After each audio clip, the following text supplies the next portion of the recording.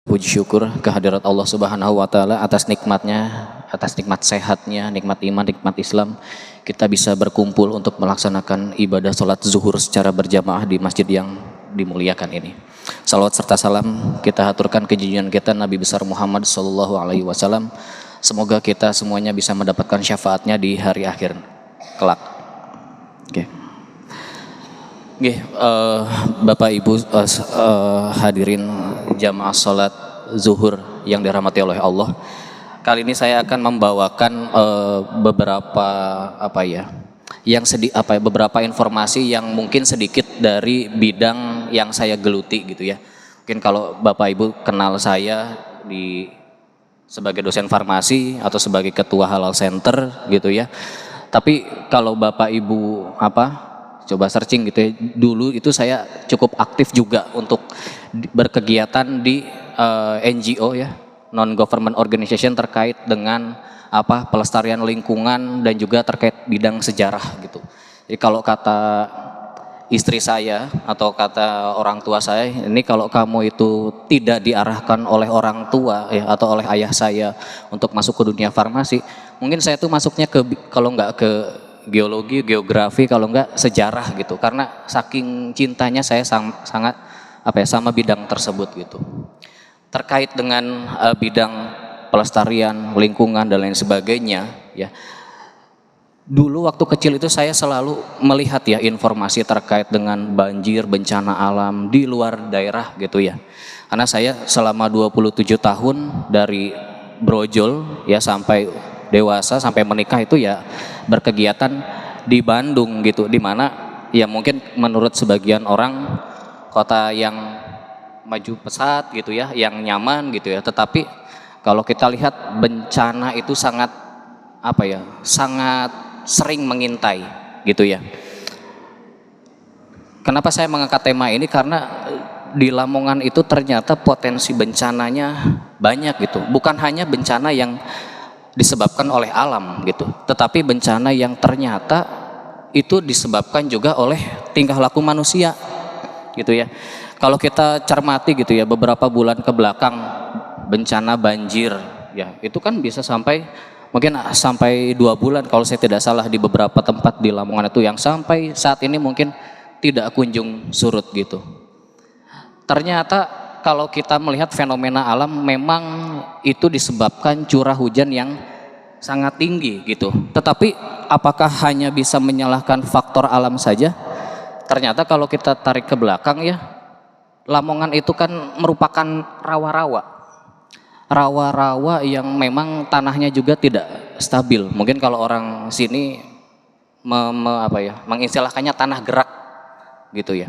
Tanah yang tidak stabil, tanah yang sebetulnya tidak cukup kuat untuk menampung sesuatu tempat, ataupun kalaupun dijadikan suatu area, ini menjadi sesuatu yang nantinya akan menimbulkan dampak yang merugikan. Nah, contohnya biasanya ada di beberapa daerah rawa di sekitar Lamongan, di mana rawa-rawa itu sebetulnya kalau saya lihat di beberapa risetnya mahasiswa ya, risetnya mahasiswa yang aktivis di Lamongan itu bisa menampung sekitar 16 sampai 17 juta kubik.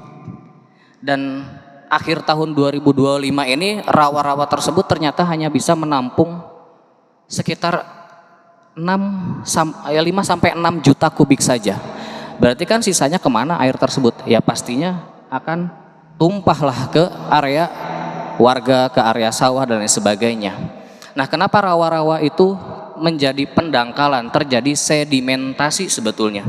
Ya ternyata karena ulah manusia gitu ya. Ya, Allah sudah menyebutkan gitu ya di surat Ar-Rum ayat 41. Zuharul fasadu fil barri wal bahri bima kasabat aydin nas liyuziqhum ba'dallazi amilul la'allahum yarji'un. Di sini telah tampak kerusakan di darat dan di laut disebabkan perbuatan tangan manusia ya. Meskipun Allah itu yang mengatur segalanya, curah hujan dan lain sebagainya itu, tetapi ternyata kalau mitigasinya itu tidak tepat ya akan menjadi bencana juga gitu ya. Terjadinya sedimentasi di mana rawa-rawa itu kalau kita lihat dari mulai Sukodadi atau Pucuk ke atas itu kita lihat, itu kan banyak rawa-rawa ya. Itu kan kalau kita lihat ada pelang-pelang untuk dilarang memanfaatkan dan lain sebagainya. Ternyata digunakan sebagai tambak. Kalau kemarau itu dijadikan untuk sawah dadakan gitu, yang ternyata tanah negara gitu. Dialih fungsikan sehingga nanti bekas-bekas sedimentasinya menumpuk. Akhirnya apa?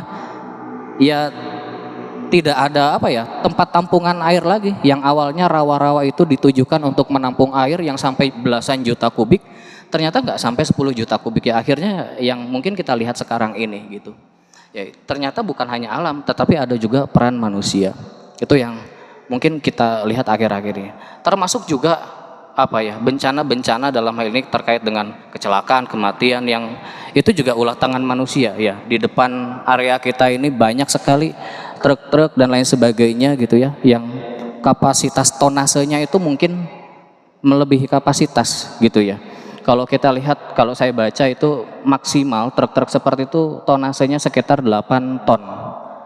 Tapi kayaknya yang diangkut tuh bisa belasan ton gitu ya. Itu kan merugikan gitu ya. Itu kan sangat merugikan gitu ya. Karena kita lihat ya, orang-orang yang misalkan membawa muatan berlebih, orang-orang yang mengalih fungsikan lahan gitu ya untuk kepentingannya pribadi gitu ya. Itu karena apa? Karena sifat-sifat yang serakah gitu ya. Sifat-sifat yang serakah itu membuat ya apa saja dilakukan, meskipun dia itu tidak terpikirkan dosanya seperti apa dan lain sebagainya, tetapi efek atau dampak yang merugikan itu ternyata terlihat jelas gitu ya. Nah, ini menjadi tamparan untuk kita gitu ya, bahwa kita harus bisa memperhatikan lingkungan kita masing-masing gitu ya. Ya dari mulai tingkat rumah gitu ya, bagaimana kita pemilihan sampah gitu ya, supaya kita tidak berboros-boros dengan plastik, tidak membuang-buang makanan, menghemat energi gitu ya. Ini sangat bagus gitu ya di Umla.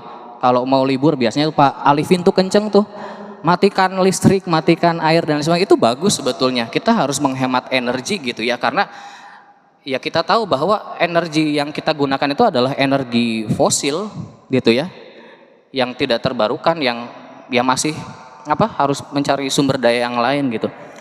Dan itu lama kelamaan akan habis. Kalau kita boros, ya pembiayaan menjadi membengkak dan lain sebagainya. Jadi kita harus bisa menghemat gitu ya. Misalkan kalau di ruangan AC-nya sekencang-kencangnya, ada AC4 nyalain semua atau apalah gitu, ada komputer dinyalakan terus, printer hajar terus gitu. Kita harus pandai-pandailah mengatur gitu ya. Bagaimana energi itu tidak dibuang sia-sia, sisa-sisa sampah makanan itu tidak dibuang sia-sia gitu ya. Ya kalau misalkan ada penelitiannya, barangkali ada yang mau melakukan riset gitu ya, berapa sampah makanan yang dibuang ketika sisa-sisa makanan itu tidak dihabiskan di kantin kita itu ya. Kalau saya lihat, kita mengamati mungkin sisa makan tuh banyak sekali ya. Kalau kalau saya mengamati Pak Di itu ketika mengambil sisa-sisa bekas piringnya itu pasti ada nasi segala macam yang itu tidak dihabiskan gitu. Seharusnya ya kalau makan itu tidak habis, itu ya secukupnya saja gitu. Dan sampah-sampah ini kan nanti menjadi dampak yang merugikan juga gitu ya. Ya kalau saya itu biasanya merhatikan tuh, kalau sampah itu terkait di Umla kan mungkin masih belum sesuai ya. Kalau saya lihat dari lantai 4 itu ke arah ke belakang kelihatan jelas sekali gitu ya. Semoga nanti ada tindak lanjutnya supaya nanti penanganan sampah ini juga bisa lebih baik lagi gitu. Karena ya sama, mencemari lingkungan, membuat sedimentasi ya menjadi kumuh, jorok gitu ya, dan itu yang citra tidak ingin kita dapatkan ya. Semoga kita bisa menjaga lingkungan kita masing-masing, mengingatkan teman-temannya terkait dengan ya pentingnya menjaga lingkungan, menghemat energi dan lain sebagainya. Karena bumi ini menurut penelitian hanya bisa dihuni 2 miliar manusia kalau saya tidak salah ya.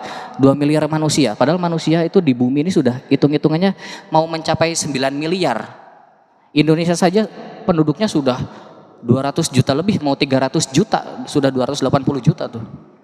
Nah ini kan artinya bumi ini sudah tua, sumber daya semakin sedikit, lahan semakin hilang gitu ya. ya sekarang rawa-rawa dan lain sebagainya yang untuk serapan air itu dijadikan pemukiman, dijadikan lahan. Ya kalau saya ibaratnya Lamongan itu sumber banjir, tapi kok kenapa diisi air terus, tambaknya dipenuhin terus, ya makin banjir lah. Kalau pikiran saya itu seperti itu, ya. Karena memang kalau saya melihat tidak ada upaya untuk misalkan penyerapan air dan lain sebagainya, semuanya berfokus untuk pembuangannya itu ke Bengawan Solo. Belum ada aktivitas yang nyata supaya air itu bisa dimanfaatkan, supaya nanti ketika musim kemarau atau di sini musim ketiga itu ya kita nggak kurang air gitu ya. Itu kita sebagai akademisi di Civitas ya bisa untuk mencari upaya supaya masalah-masalah yang di sekitar lokal kita itu bisa tertanggulangi. Mungkin itu saja yang bisa saya sampaikan. Terima kasih. Billahi fisabilis kaq, fastabiqul khairat. Assalamualaikum warahmatullahi wabarakatuh.